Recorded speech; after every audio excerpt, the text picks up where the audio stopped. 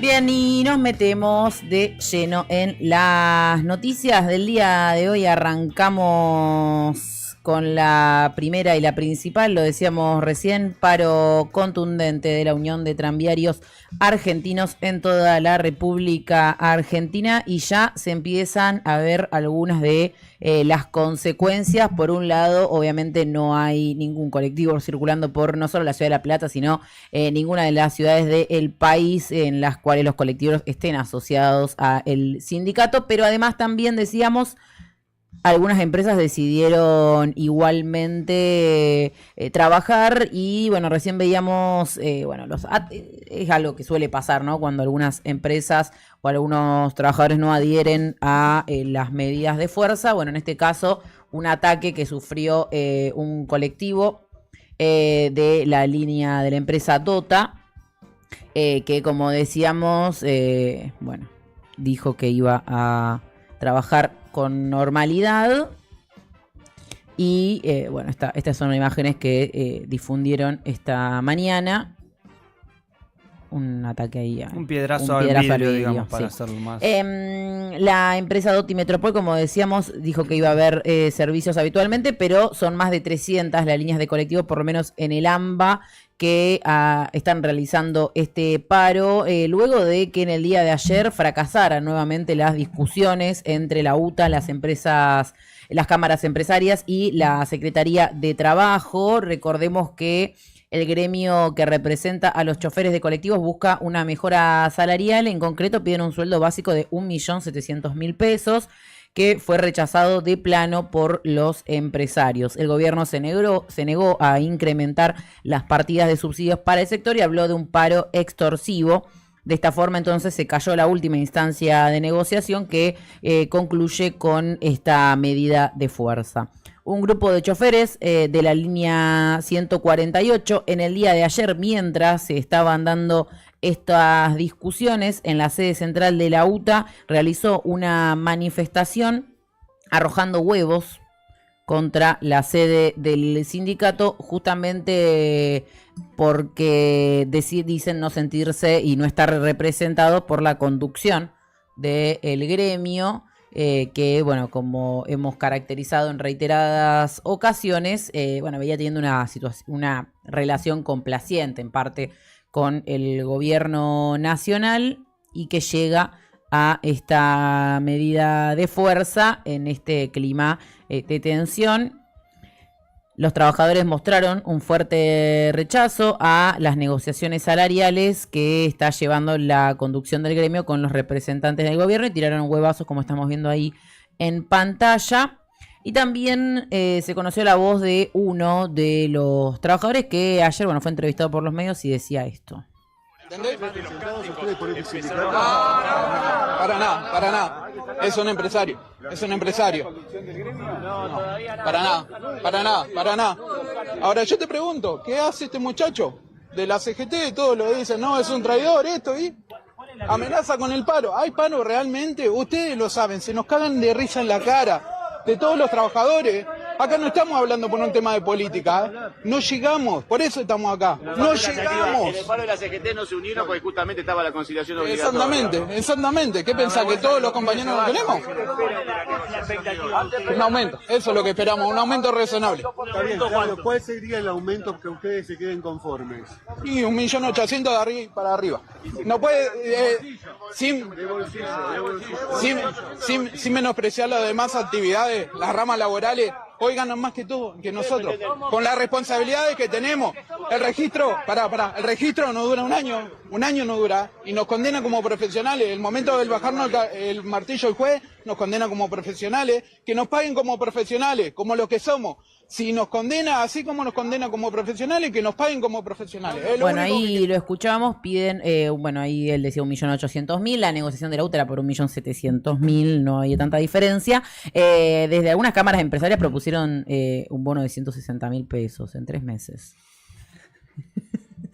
Nosotros nos reímos como para no decir que son unos hijos de remil puta. Pero porque aparte es muy difícil pensar que se llegue, lo que hablamos el otro día, cada vez que hay una mesa de negociación entre trabajadores y las empresas, es muy difícil llegar a acuerdos cuando las propuestas de los empresarios son 1,2% de aumento, cuando tuviste 5 o 6% de inflación en un mes, o sea, realmente, o en 2 meses, como vimos el otro día con los estatales, digo, verdaderamente es un chiste las propuestas que llevan las cámaras empresarias que son respaldadas luego por el gobierno nacional. Que son parte de esto, claro, son parte un poco de la venia que tienen hoy del gobierno nacional. Y después lo que hay, me parece que es lo más traumático de todo esto, es el planteo genuino de trabajadores en clave de no llegar a fin de mes. Y presentado incluso también como una dimensión del trabajo que se hace. Este es el trabajo que hacemos.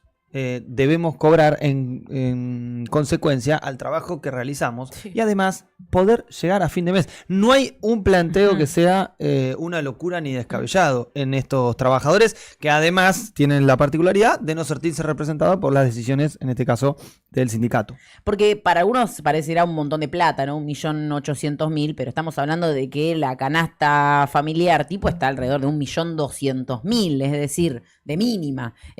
Trabajadores como los choferes que están más de 8 horas, incluso sumándole horas extras, por eso le preguntaba en bruto, porque bueno, después están las horas extras, después hay un montón de bolsillo, cosas más, ¿no? Que claro, que se puedan ir sumando, pero bueno, la canasta básica ronda los 1.200.000 pesos, entonces pensar en un sueldo de 1.700.000 teniendo 2 pibes y teniendo que alquilar y demás, ni siquiera estamos hablando de clase media con capacidad de ahorro, estamos hablando de subsistencia. Entonces, obviamente no es nada en absoluto descabellado y en línea con eso también va este paro contundente en el día de hoy. Veremos si el gobierno igual escucha y hace algo y toma alguna decisión a partir de esto, que vemos que no es por lo menos hasta ahora la forma en la que el gobierno ha entendido las cosas. Pero bueno, nos vamos a otro tema porque hoy es 6 de mayo y se cumple un nuevo año del triple lesbicidio en Barracas, el primer aniversario de esta trágica madrugada en el barrio porteño de Barracas, cuando justo Fernando Barrientos lanzaba una bomba casera en un cuarto donde habitaban 4 mujeres lesbianas que vivían allí: Pamela Cobas, Roxana Figueroa y Andrea Amarante, que no lograron sobrevivir al ataque, y Sofía Riglos Castro, que lo pudo hacer gracias a una larga recuperación y al acompañamiento de muchísimas organizaciones y asambleas de mujeres y lesbianas organizadas que la acompañaron. Fue un ataque de odio atroz que, a pesar de las pruebas, lo escuchamos en el Infofarco hace un ratito nada más, sigue la justicia sin considerarlo un crimen de odio. ¿Qué más necesita, no? La justicia para entender de lo que se está hablando. Como decíamos, bueno, va a haber un homenaje y algunas actividades y movilizaciones en el barrio de Barracas y en la Ciudad Autónoma de Buenos Aires en el día de hoy, porque se cumple este primer aniversario de este triple lesbicidio y cuádruple crimen de odio, porque también las consecuencias, no solo físicas, también psicológicas, que se dejaron sobre el cuerpo y la mente de Sofía Riglos, hablan también de un crimen cometido por este señor que no soportaba básicamente tener vecinas que sean lesbianas y decidió construir una bomba molotov y arrojarla y prenderla a fuego, con sobradas pruebas de que lo hizo por motivaciones de odio a la identidad y a la orientación sexual. Y bueno, para la justicia no está tan claro eso. Para la justicia un simple vecino, fue una simple confrontación entre vecinos, como lo quisieron instalar en un primer momento. Pero bueno, como decíamos, tanto desde las asambleas, la asamblea de lesbianas autoconvocadas, como desde distintas organizaciones, se logró instalar esta temática, este punto. Se hicieron movilizaciones, se hicieron actos, se hicieron colectas en acompañamiento a Sofía, porque recordemos que ellas 4 no solamente eran mujeres lesbianas, sino que vivían en situación de vulnerabilidad y pobreza.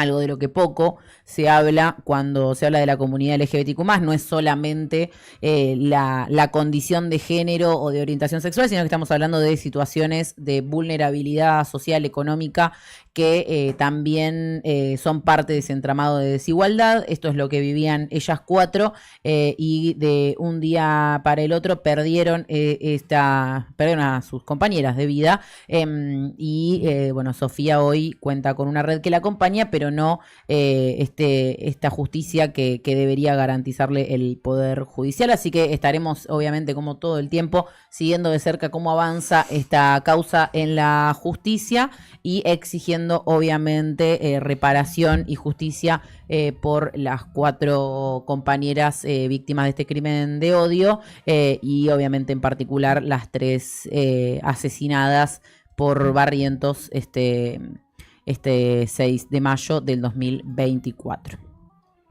Y una más, la última de otro tema, de otro plano de la política, y nos metemos en la política nacional, si les parece bien, porque crece el escándalo libertario por la retención salarial a funcionarios del PAMI y la ANSES. No sé si están más o menos en tema, pero está saliendo a la luz un esquema de financiamiento partidario montado sobre el cobro de porcentajes salariales a funcionarios políticos del PAMI y del ANSES en diferentes provincias. Por ahora se conocen casos en Chaco, Misiones y Santa Cruz, con réplicas en La Pampa y un casito acá local de la ciudad de La Plata.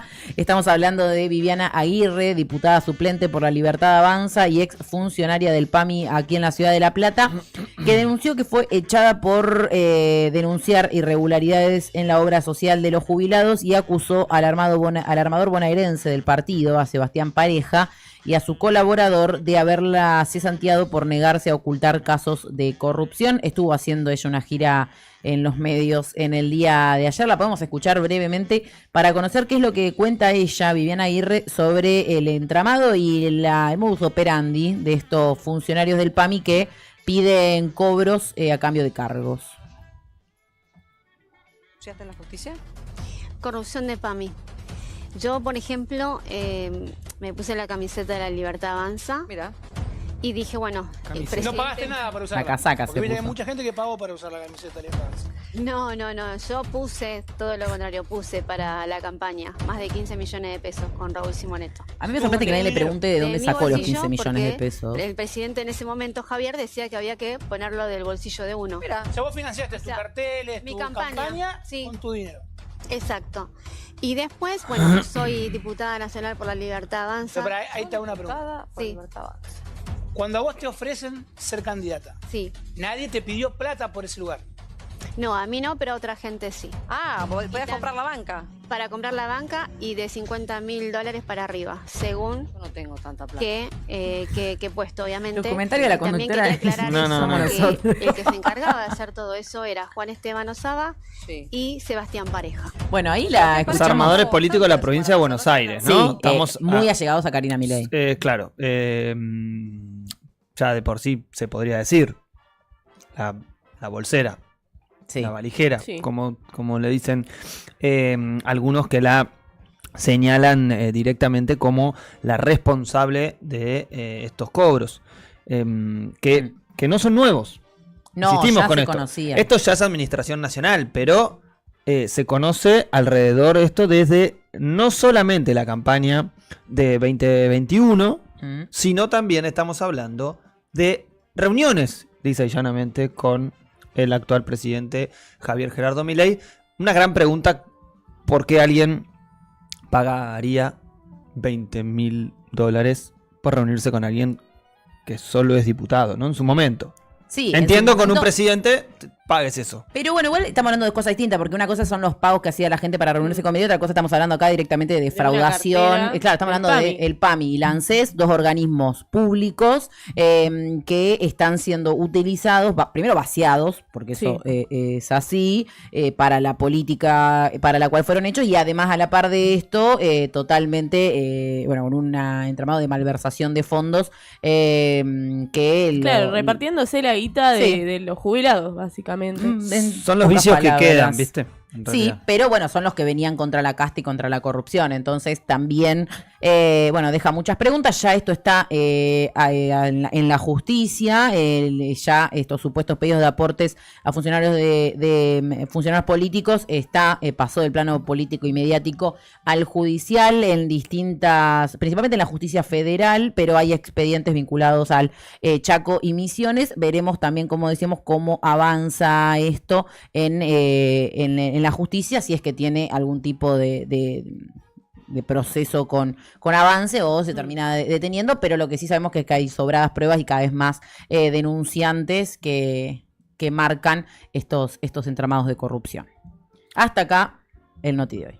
Bien, nos vamos a quedar entonces en las noticias nacionales. ¿Por qué? Porque tenemos para traerles a ustedes algo que podría generar alguna, no sé si sorpresa, pero al menos que lo que quede de la reunión del día de hoy que van a tener los gobernadores, que muestran una foto de unidad. Bueno, esto es en la Asunción, del discurso de Asunciones de Milei del 2024, esa foto de marzo, en la que se ven algunos. Aquí se ve el anfitrión, ¿sí? El señor Rogelio Frigerio, que en esta imagen está justo junto con Ignacio Lamote, que es el director del Consejo Federal de Inversiones. Allí es donde va a tener lugar esta reunión de gobernadores. Recuerden que los distintos gobernadores se juntan en el Consejo Federal de Inversiones. Esta vez va a ser en el Centro de Convenciones de Paraná, en Entre Ríos. Por eso decíamos que es el anfitrión, el gobernador de la provincia, allí en pantalla. También van a estar presentes, o por lo menos los confirmados, porque recordemos que esto es una invitación que se hace a todos los gobernadores para que participen.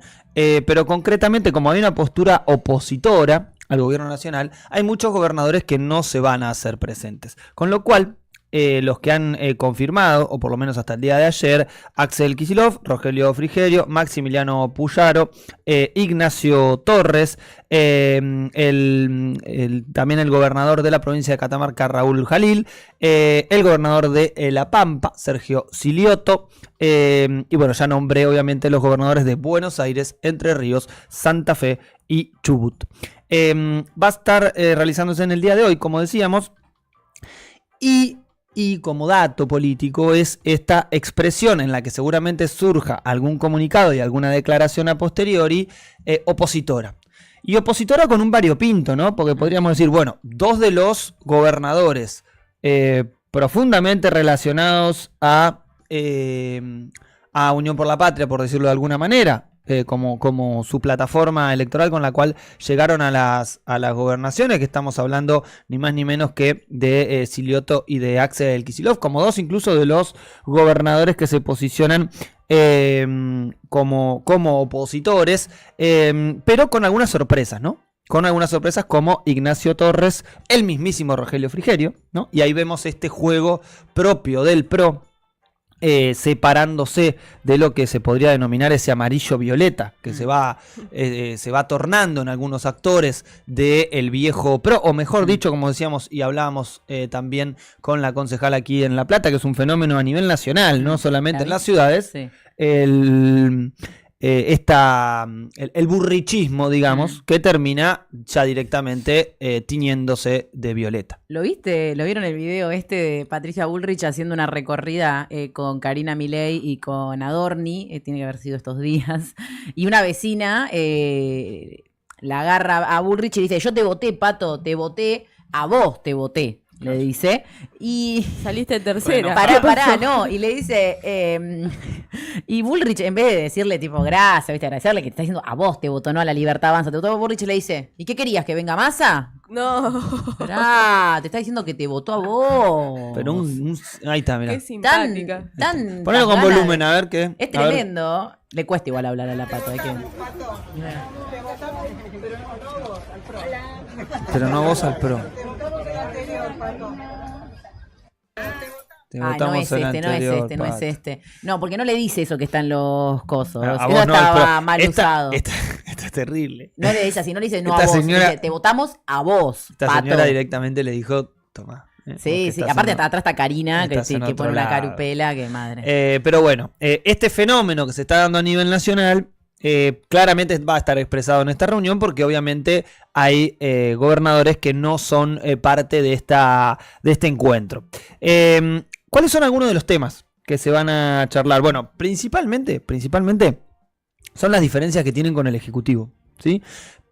Por un lado, las deudas de la coparticipación, ¿no? Las provincias que están recibiendo menos dinero que lo que corresponde. Muchas, incluso de ellas, han acudido a la justicia y algunas ya directamente tienen a la espera los expedientes en los cajones de la Corte Suprema de Justicia, esperando que la Corte falle. ¿Recuerdan lo que pasó durante la gestión de Alberto Fernández con el gobierno de la ciudad?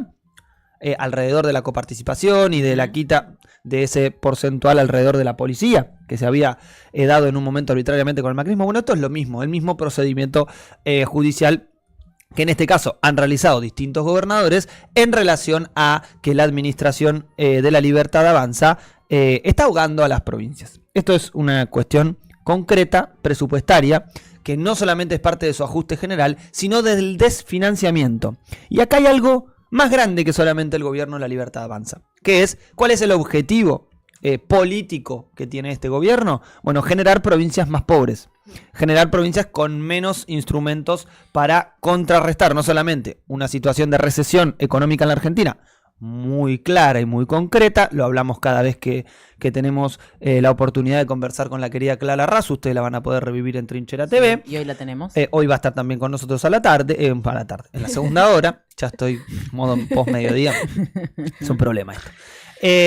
Pero hay otro elemento más, que ahora lo vamos a desglosar, lo voy a deslizar nada más, y después vamos a escuchar al ministro de Economía. ¿Por qué? Porque otro de los planes del Ejecutivo, el cual preocupa a las provincias, es una especie de super IVA, así presentado por el ministro Luis Toto Caputo. ¿Qué es lo que haría este impuesto? Bueno, va a reducir el porcentaje del IVA y ahí va a haber una construcción discursiva en relación a bajamos los impuestos, ¿no? Este gran debe del gobierno de Javier Milei. Bajar el IVA al 9%, el IVA de recaudación nacional. ¿Y qué es lo que plantea? Bueno, que las provincias compitan entre sí, así lo plantea el ministro, alrededor de cómo van a trabajar. Pero vamos a terminar alrededor de lo que va a ser la jornada del día de hoy, porque lo que se quiere construir, y este es el lema de este encuentro, es una hoja de ruta hacia un futuro federal. ¿Qué es lo que se plantea? Bueno, que está en crisis esa posibilidad de futuro federal. Concretamente, los gobernadores se van a juntar a construir una agenda común relacionada principalmente a los puntos que le exigen al gobierno nacional. Obviamente, uno de ellos, la infraestructura y el financiamiento y la producción, que concretamente es lo que principalmente el gobierno está financiando y que muchos gobernadores están diciendo, dame la jurisdicción de tal ruta que yo me encargo de hacer estos kilómetros, yo me encargo de mantenerlos. ¿Por qué? Porque encima están todos rotos. Entonces, si seguimos dilatando el tiempo, la infraestructura va a estar en malas condiciones. Pero escuchemos rápidamente al ministro de Economía, que estuvo en una... Es muy difícil negociarles que bajen. Claro. ¿Cuál es la mejor forma? Igual que en los comercios, haciéndolos competir. Entonces, por ahí a una provincia, como está pasando ahora en Estados Unidos, que grandes empresas se están mudando de California. De un estado a otro, claro. De un estado a otro. Bueno, ahora nosotros queremos promover eso. Entonces, que las provincias digan, bueno, a ver, ¿cómo hacemos para que bajen ingresos brutos? Todo el mundo dice... Y con toda la razón, ¿no? O sea, ingresos brutos es el peor impuesto de la Argentina, obviamente, lo es. Pero representa el 80% de la recaudación de las provincias. O sea, primero no tenemos forma de hacérselo bajar.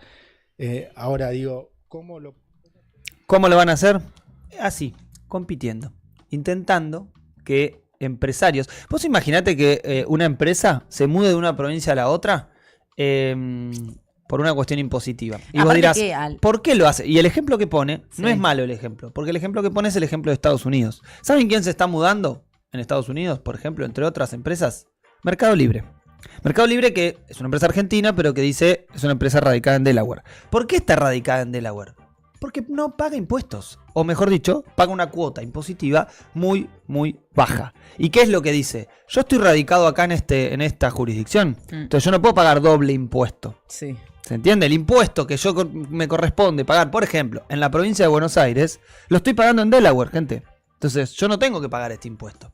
Entonces, ¿cuál es el esquema acá? El esquema del famoso amague impositivo, de la famosa bicicleta que hacen distintos actores del poder económico. Y esto no es la bicicleta de Caputo, el carry trade, sino concretamente el amague a pagar más. De esta manera, lo que está proponiendo el gobierno es esto. Ahora, imagínense cualquier empresa.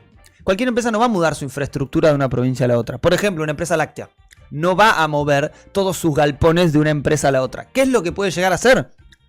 Poner su terminal. Poner solamente la dirección en un lugar. ¿Y cuál es el objetivo? De fondo, y lo acaba de decir el ministro de Economía, si el 80% de la recaudación en este caso, es a través de ingresos brutos, como bien destaca, bueno, vamos a tratar de avanzar contra eso. Lo que se va a intentar avanzar es desfinanciar las provincias como se viene haciendo. Por eso la reunión de hoy es muy importante.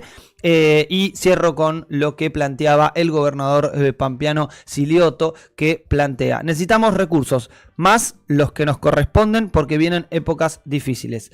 La economía sigue en una recesión muy fuerte. Nosotros somos 24 gobernadores, pero detrás nuestro hay 2.000 municipios que también están beneficiados o perjudicados en virtud de cuál es la tendencia de la coparticipación federal de impuestos. Si el gobierno nacional, de forma inconsulta, modifica el régimen, detrae recursos a las provincias, también se los está quitando a los municipios. Es una cuestión federal, con lo cual la preocupación obviamente es de mantener la integración federal y de que este grupo de gobernadores va a empezar a discutir quizá como un plafón opositor. Veremos qué es lo que queda de la reunión del día de hoy, pero obviamente los gobernadores muy preocupados por la poda presupuestaria que le está realizando el gobierno nacional. Sí, y además a contramano de lo que plantea Caputo, el movimiento interno de empresas, lo que estamos viendo y nos vamos a meter ya con male directo, estamos hablando en realidad de despidos, cierre de empresa, digamos, las consecuencias de una política económica de la receta de siempre, Sí. que raro sería que tenga los nuevos resultados que pretende Luis Toto Caputo. Lo dudo mucho, porque, bueno, tocó muy de cerca, ¿no? Va en todo el país está pasando, porque hay despidos masivos en el laboratorio Vago, donde trabajadores del laboratorio de la Ciudad de La Plata y de Citibel denuncian una ola de despidos injustificados y cuentan que desde la empresa los presionan para que firmen el retiro voluntario. La situación es grave y crece la preocupación de los trabajadores, ya que este accionar de la empresa Vago carga con un total de 30 despidos en 2024 y alrededor de 15 despidos a sus puestos de trabajo en este 2025. Así que ya es una lista de al menos 45 despedidos y los trabajadores difundieron un mensaje que les envía la empresa, donde les dicen que tienen tiempo hasta el 15 de mayo para firmar el retiro voluntario, para arreglar, le dicen ellos. Que arreglar sería esto, firmar el retiro voluntario. De lo contrario, serán despedidos sin justificación más que la reestructuración de parte de la empresa. Esto les dicen lisa y llanamente, sin ninguna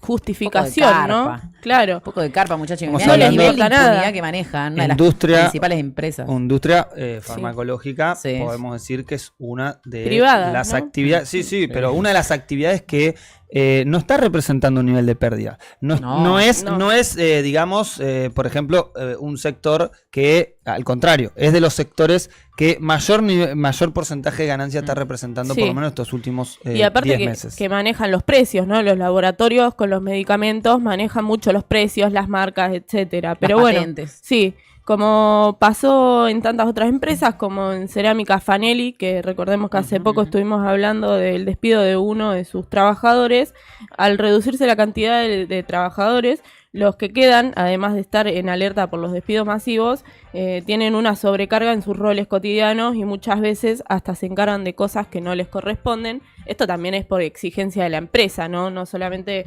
están corriéndolos con que los van a despedir y amenazándolos, sino que también los hacen trabajar más de lo debido. Y en una nota publicada en el editorial platense cuentan los trabajadores que apuntan directamente a miembros del cuerpo directivo de la empresa, que son Karina Giordano y Héctor Pereira, por ejercer presión sobre los empleados para que acepten el retiro voluntario de la empresa Vago. Ahora que Vago no tiene para pagar indemnizaciones de 20 trabajadores. No quiere. Mientras tanto... está en recesión. Es una locura. Vos sos, Es una estás locura. siendo muy mala Porque con por lo los menos empresarios. Qué mal por lo pensada menos- que Por lo sos. menos en los 90 despedían a los No, trabajadores ahora los amenazan. y les pagaban una indemnización Claro. con la cual el trabajador por lo menos, o sea, Al horrible, menos ¿no? 9 Pero, sueldos, ¿no? Eran, creo, algo así. digamos, se cumplía No la sé. ley. Ahora estamos hablando directamente, no solo que te van a echar, sino que Sino además que vos tenés que firmar. echate, que te autoechate, echen. Claro. porque no te voy a pagar la indemnización. Estamos El concepto de que en este gobierno es ahora o nunca Sí. y todos los que puedan Tremendo. tener un nivel de flexibilización laboral, de despidos masivos, lo van a transitar. Esto es una determinación. Mientras tanto, de NATSA, que es la Asociación de Trabajadores de la Sanidad Argentina, no han intervenido, este es el sindicato de los trabajadores, ¿no?, del laboratorio, no intervinieron en el asunto, dejando a los trabajadores en una angustia permanente, haciendo la vista gorda ante estos hechos que afectan tanto a La Plata como a Citibel, que bajo el mismo sistema de despidos injustificados sufrió el cierre de una de sus plantas y continúan con esta lógica de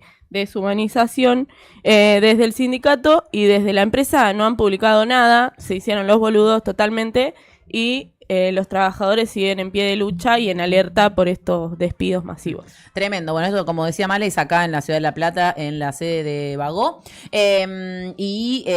Como señalaban, bueno, no solamente digamos, tiene que ver con el accionar de la empresa, sino también el rol de los sindicatos con complicidad, que tampoco Sí. denuncian esto y también dejan librado estas situaciones donde presionan al retiro voluntario en vez de a los despidos sin justificación, que en todo caso deberían ameritar y ameritan por la ley Ajá, una indemnización indemnización. correspondiente. Pero aparte se suma esta lógica del gobierno y del FMI que ya llevan más de 43.000 desempleados en el sector público y más de 119.000 en el sector privado. O sea, estamos hablando de una pérdida y una suma de la pobreza en nuestro país que no solamente afecta a los trabajadores, sino a sus familias, ¿no? Totalmente. Bueno, esto fue la comunidad con Male repasando los despidos. Vamos y volvemos rapidísimo porque vamos a seguir contándoles un poco de esta actualidad en el gobierno de Javier Milei. Si lo entienden por las buenas, me encanta. ¿Por las buenas o por las malas? Si no, me han dado el poder para que lo entiendan por las malas. ¡Vamos!